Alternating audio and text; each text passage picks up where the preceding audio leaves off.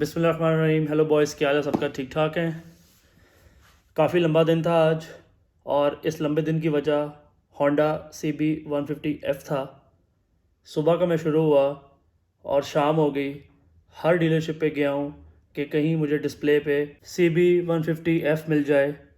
ख़ास तौर पे जो स्पेशल एडिशन वाला मॉडल था, सारे लोग उसी को देखना चाहते थे, तो मैं चाहता था कि मैं उसी का रिव्यू बनाऊं। मगर मजाल हो कि किसी भी डीलरशिप पे वो मोटरसाइकिल मिल जाए।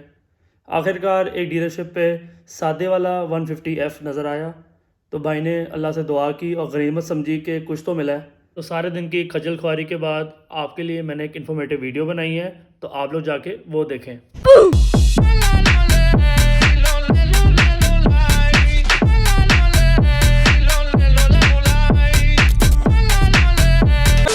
होंडा CB150F पाकिस्तान में 2017 में लॉन्च की गई थी, और ये होंडा की तरफ से कुछ 60 सालों में पहली 150 बाइक थी जो पाकिस्तान में ये लोग बना रहे थे। ये बात है 2015 की, जब होंडा पाकिस्तानी बाइक इंडस्ट्री पे राज कर रहा था, और ऐसा राज कर रहा था कि इनके करीब करीब भी कोई फटक नहीं रहा था।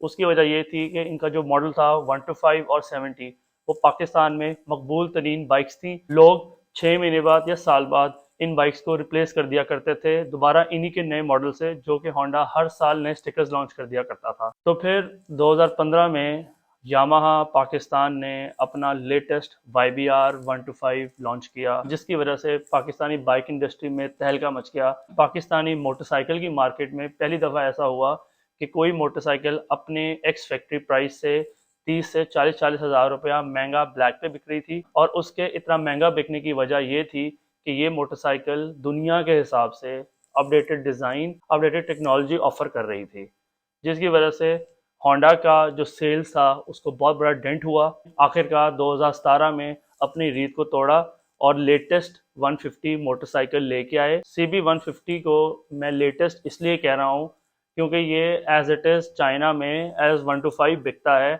और पाकिस्तान में ये लोग बिल्कुल वही चीज़ लेके आए हैं CKD फॉर्म में, और उसको असेंबल करके बेच रहे हैं और 150 का नाम दे रहे हैं। होंडा 1962 से पाकिस्तान में मोटरसाइकिल्स मैन्युफैक्चर कर रहा है, और ये पहली दफ़ा नहीं है कि होंडा पाकिस्तान में एक बड़े इंजन की मोटरसाइकिल लेके आया हो। पास्ट में 1980s में होंडा 180 और 200 रोड मास्टर के नाम से मोटरसाइकिल्स लाया था पाकिस्तान में, और वो बहुत मकबूल भी हुई थी। मगर 90 की दिहाई के बाद से होंडा ने अपनी बड़ी मोटरसाइकिल सारी डिसकंटिन्यू कर दी थी और सिर्फ 70 और 125 को लेके चलता रहा है। बाइक के बारे में आपको बताता चलूं, बाइक में 149cc SOAC इंजन आता है, जो कि 10.67 ब्रेक हॉर्स पावर निकालता है और 11.5 न्यूटन मीटर ऑफ टॉर्क निकालता है। इस मोटरसाइकिल की खास बात यह है कि ये मोटरसाइकिल होंडा की तरफ से पहली मोटरसाइकिल है पाकिस्तान में जो बैलेंसर के साथ आती है, जिसकी वजह से इसकी राइड बहुत स्मूथ है, जो कि मेट किया गया है 5 स्पीड उल्टा शिफ्ट वाली गियर बॉक्स, जो हमारी पाकिस्तानी आवाम को समझ नहीं आता। और इसका जो कार्बोरेटर है वो वही 125 वाला ट्रेडिशनल कार्बोरेटर है। बाइक होंडा की रवायती मोटरसाइकिल्स की तरह नहीं है। ये बाइक फुल ऑफ फीचर्स है, फुली लोडेड है।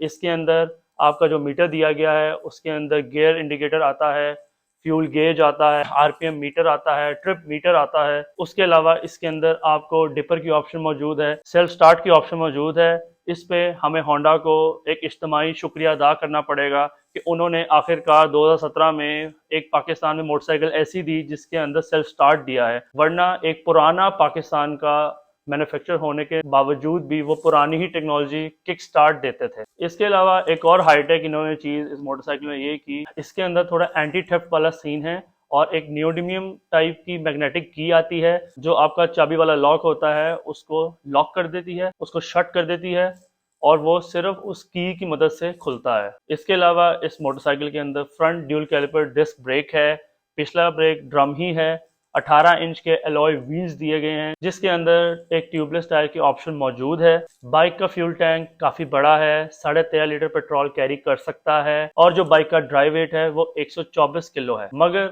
बाइक के अंदर किल स्विच की ऑप्शन मौजूद नहीं है। इस बाइक के बारे में अच्छा क्या है, हम एक दफा फिर दिल पे हाथ रख के होंडा वालों का तहे दिल से शुक्रिया अदा करते हैं कि उन्होंने पाकिस्तान में कोई एक नई ऐसी चीज़ निकाली जो अप टू डेट हो, हमारे बाप दादा के ज़माने की ना हो। इस मोटरसाइकिल का जो डिज़ाइन है वो बहुत ज़्यादा खूबसूरत है। ये 150 कैटेगरी की जब मोटरसाइकिल्स में खड़ी होती है तो स्टैंड आउट करती है। होंडा ने इसके अंदर बहुत अच्छे अच्छे कलर्स मुतरादिफ करवाए हैं।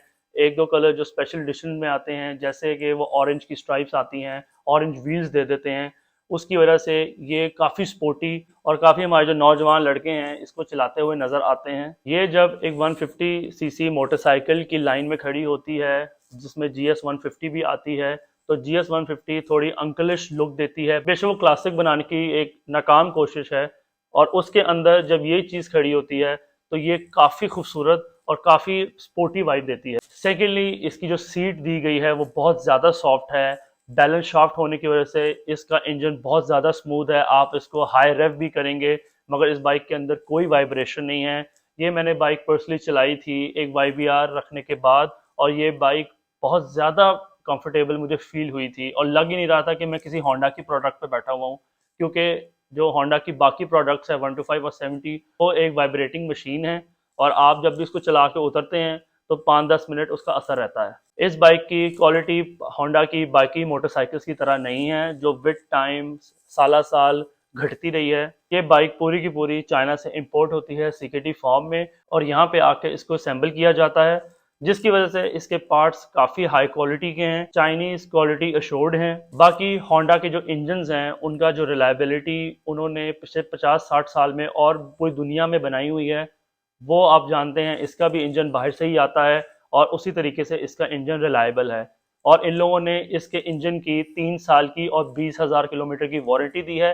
जो बाकी बाइक के पार्ट्स हैं उसकी 6 महीने की और 6,000 किलोमीटर की वारंटी दी गई है। इस बाइक के अंदर जैसे मैंने आपको पहले बताया कि अलॉय व्हील्स की ऑप्शन दी गई है, उसकी वजह से आपके पास ट्यूबलेस टायर की ऑप्शन है, और जो इसका मीटर है वो बहुत ज़्यादा खूबसूरत है। उस चीपो GSX 125 की तरह मीटर नहीं दिया गया जो इससे 30 से 40 हज़ार महंगी है आज के रेट के लिहाज से। इस बाइक के बारे में बुरा क्या है? इस बाइक का सबसे जो बुरा पॉइंट है वो इसका कार्बोरेटेड होना है।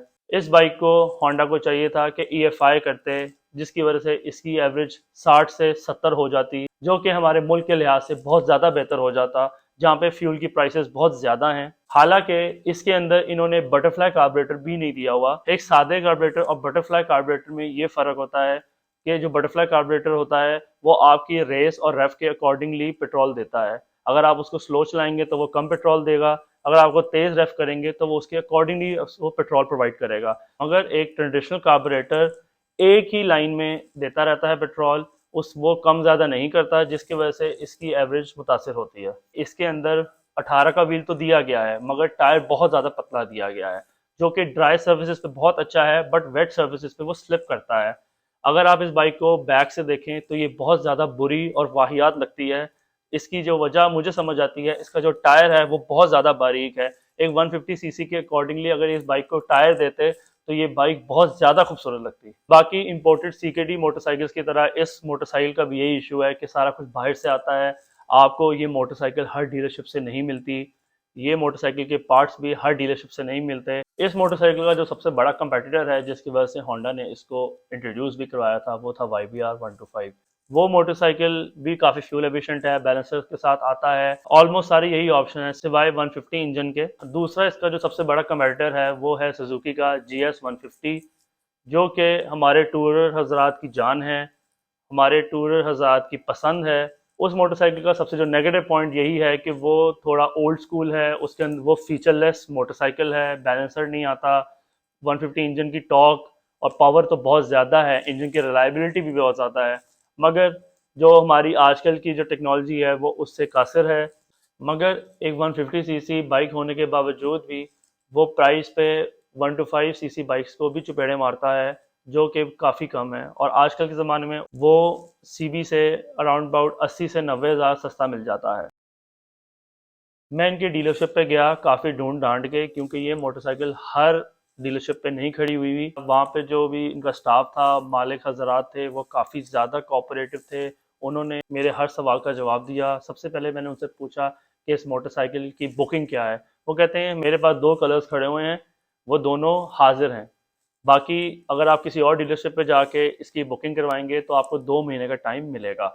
इसके अलावा मैंने इसकी वारंटी के बारे में पूछा, इसकी आफ्टर सेल सर्विसेज के बारे में पूछा, तो उन्होंने मुझे बताया कि मोटरसाइकिल के जो इंजन की वारंटी है वो 3 साल की है या 20,000 किलोमीटर की है, और इसके अलावा जो इनसे पार्ट्स की वारंटी है वो 6,000 किलोमीटर की है या फिर 6 माह की है, जो भी पहले आ जाता है। इसके अलावा उन्होंने मुझे ये बताया कि सुजुकी की तरह ज़ीरो मार्कअप पे होंडा पाकिस्तान भी अब अपनी मोटरसाइकिल्स दिया करेगा आवाम को, ताकि जो ये बढ़ती हुई प्राइसेस हैं आवाम उसको टैकल कर सके और आवाम की रीच में मोटरसाइकिल हो, जो एक साथ पैसे नहीं निकाल सकते वो थोड़े थोड़े करके पैसे दे सकते हैं। मैं उनसे ये बातें कर ही रहा था कि वहाँ पे एक बच्चा आया हुआ था अराउंड 18-19 साल का, वो अपनी 125 बेच के आया हुआ था और वो उनसे लड़ रहा था कि प्लीज़ मुझे मेरा ब्लैक 125 दे दें, प्लीज़ मुझे मेरा एक ब्लैक 125 दे दें, जो कि 10 दिन की बुकिंग पे था।